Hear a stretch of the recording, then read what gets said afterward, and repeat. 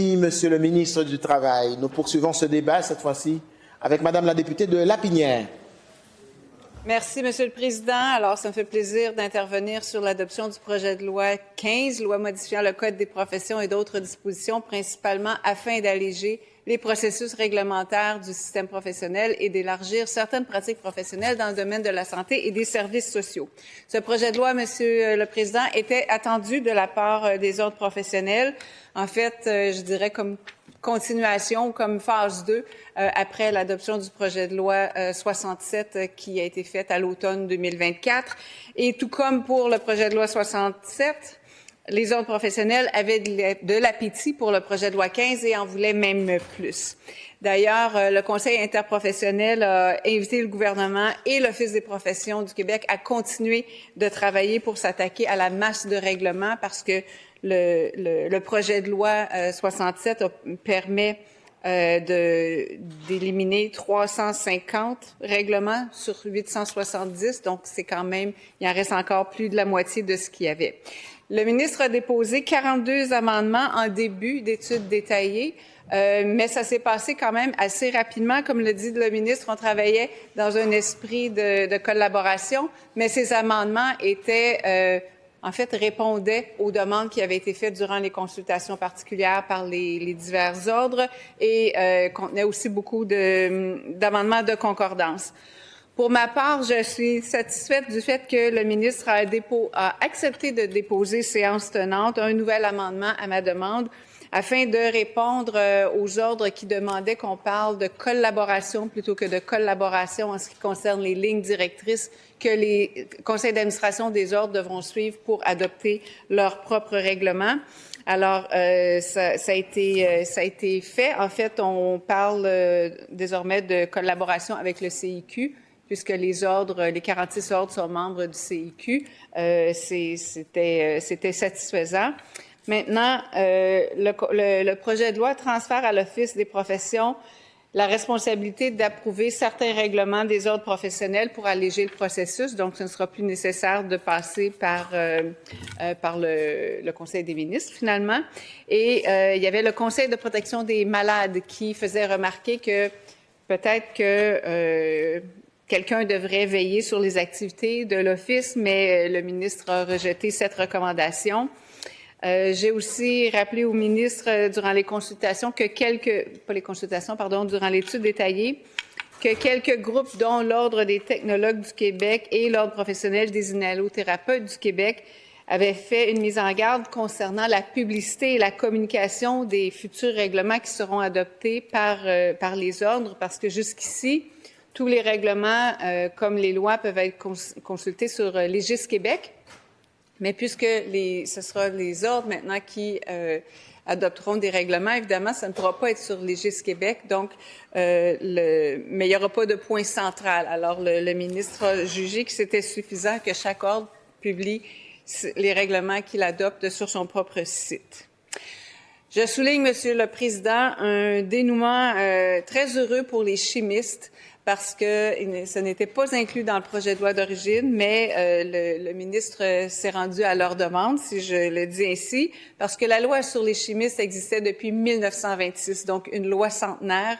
Les chimistes fêtent d'ailleurs cette année le centenaire de leur profession, et vous pouvez vous imaginer que la loi était désuète. Alors, l'un des amendements, ou certains des amendements qui avaient été déposés là, par le ministre au début de l'étude détaillée sont venus corriger cette situation.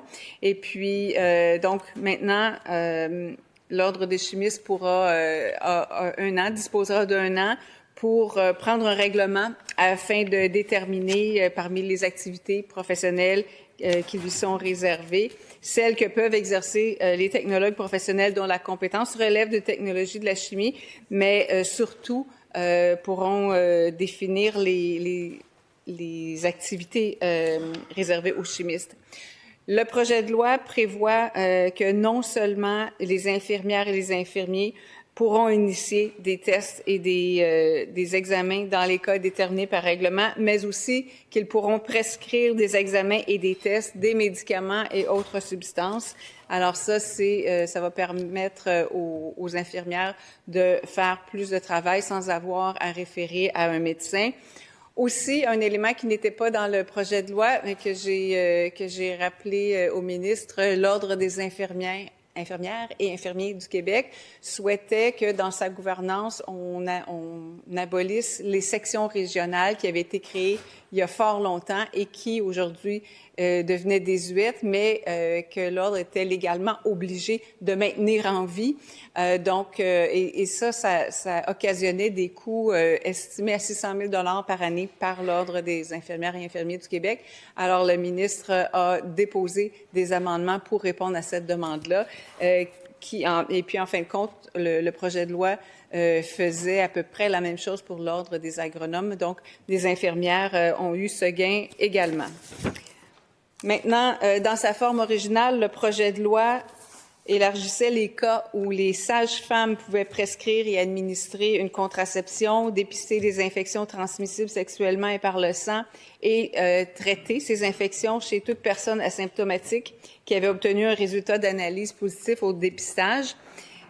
Et les amendements qui ont été déposés par la suite à la demande de l'Ordre des sages-femmes permet de faire un suivi plus long que 6 mois pour les mères qui allaitent leur bébé parce qu'il peut avoir différentes problématiques qui durent plus longtemps que les premiers 6 mois de l'allaitement après un accouchement et aussi pour permettre aux sages-femmes d'élargir leurs activités en matière de dépistage et de traitement des ITSS et d'initier les examens et les tests pour une femme symptomatique et aussi pour pouvoir traiter le partenaire de la femme qui pourrait être présent durant la consultation, donc pour que cette personne-là puisse recevoir le traitement aussi rapidement et puis évidemment prévenir des réinfections.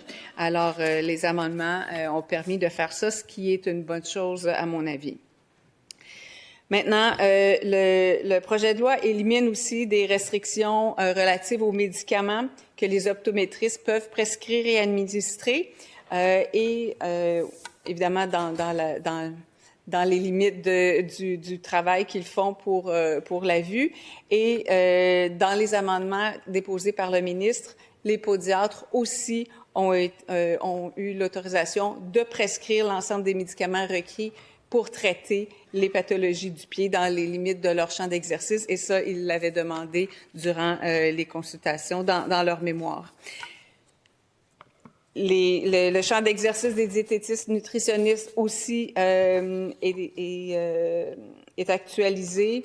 Les thérapeutes conjugaux et familiaux qui auparavant devaient avoir un permis spécial n'en auront plus besoin puisque désormais il existe une formation initiale pour devenir thérapeutes conjugaux et familiaux. Donc, il y a eu plusieurs amendements qui ont touché à ce point-là.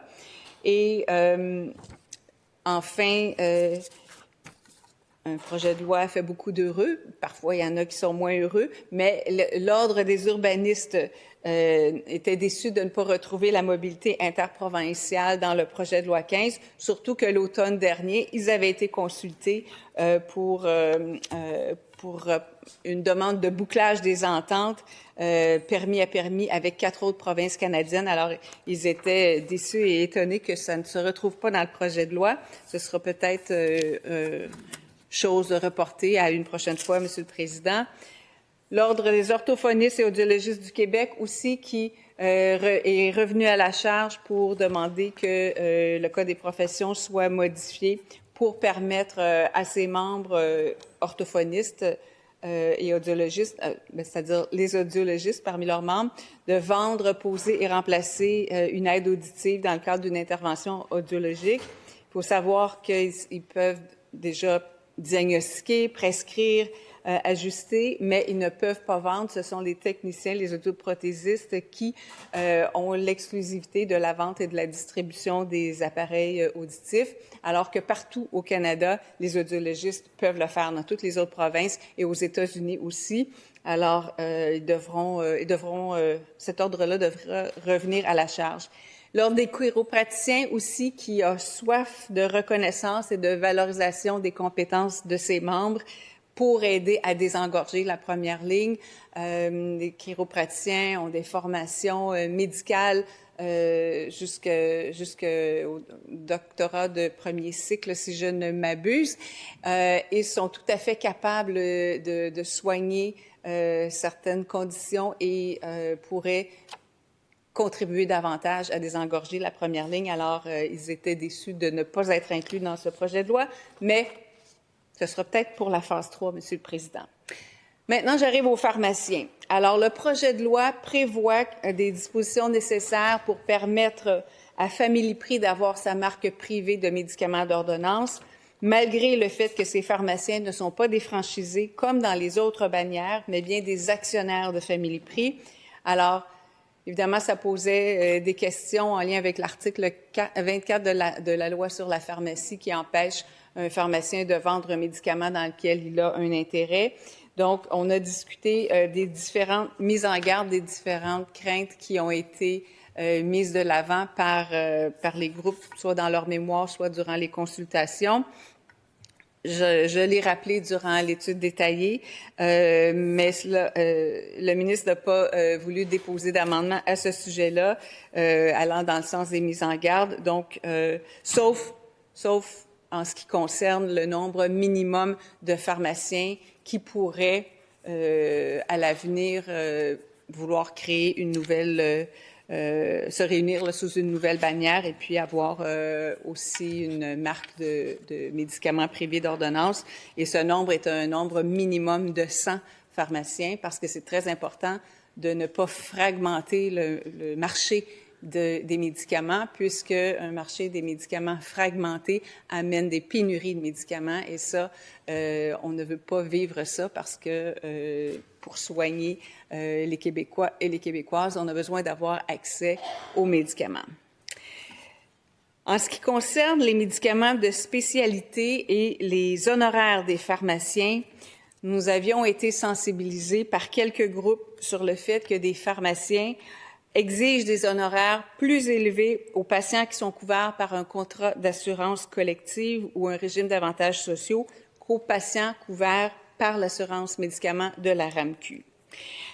Selon l'Association des assureurs, on parlerait globalement de 400 à 450 millions de plus en honoraires au Québec qu'en Ontario. Et n'oublions pas que l'Ontario est une province plus populeuse que le Québec et qu'au Québec, 40 % de la population est couverte par l'assurance médicaments de la RAMQ. Alors, on nous avait même parlé, Monsieur le Président, d'honoraires qui pouvaient atteindre 10 000, même 100 000 $ dans certains cas.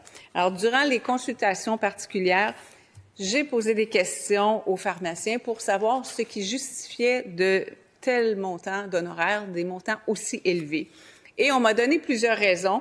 Par exemple, le besoin de réfrigération de certains médicaments, le besoin d'avoir l'espace pour avoir un réfrigérateur, les suivis plus complexes de médicaments quand il s'agit de médicaments de spécialité, l'obligation d'acheter un lot de médicaments, mais des médicaments très, très coûteux, mais qu'on ne peut pas nécessairement tous revendre aux patients parce que peut-être que sur un lot de 6 ou de 12, on peut seulement utiliser une dose parce qu'on n'a pas d'autres patients qui ont besoin de la même chose.